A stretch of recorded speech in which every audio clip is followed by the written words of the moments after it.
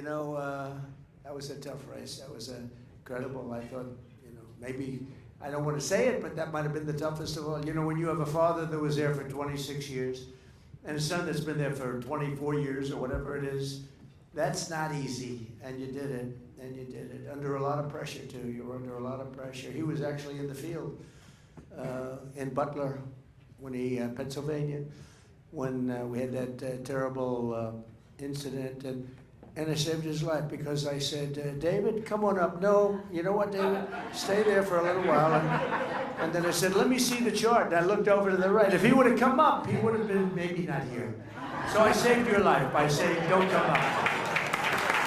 I said, come up later, David. We'll have you later. Wasn't that a good moment? He looks back, he says, that was a good moment. But I just want to thank everybody. You've been incredible. You've done incredibly. They've lost their minds. The Democrats have lost their minds, and they've lost their confidence. They have very little confidence. They are different people, and they look foolish. Today they tried to break into the Department of Education just because we want to go and check the books. And Maxine Waters is a lunatic, and they're all lunatics, frankly. It's so sad to see. They should be happy. They shouldn't be sad, It's a funny thing. I went to a golf course that I own, and I was very angry at bankers. This was prior to being president, prior to even thinking about running for president, and I was going crazy because I couldn't get onto the course. One, Palos Verdes in California, and beautiful right on the Pacific, every hole in the Pacific. My ad is, I don't use it because you can't get on the course, but my ad is, if I ever have to use it, I have the ocean, Pebble Beach only has the bay. And I said, I'm dying to use that ad, but you don't need it. So I get there with this group of big bankers and very important people, and I'm so angry. I'm just like furious because I can't get on the course. And I'm screaming, I can never get on this course. It drives me crazy. And after about 20 minutes of that, my caddy comes over to me. It's a 70-year-old guy, really nice guy, very smart. Sir, may I speak to you? Yes. What do you want? He said, sir, other courses are all empty. You're packed. You have the best course in California. You're packed. It's always packed, sir. You can't get on the course. And he used an expression, you should be happy. You shouldn't be sad. And I felt like such a jerk because he was right.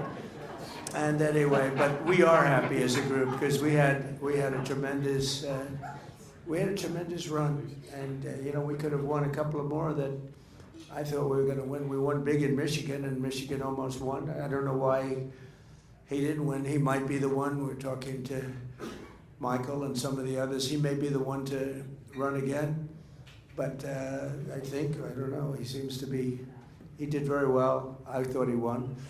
I thought we won Wisconsin, actually. I thought we could have, meeting the senator, because I won Wisconsin by a lot. We won every race by a lot. And I thought we carried some people. Tim did so incredibly well.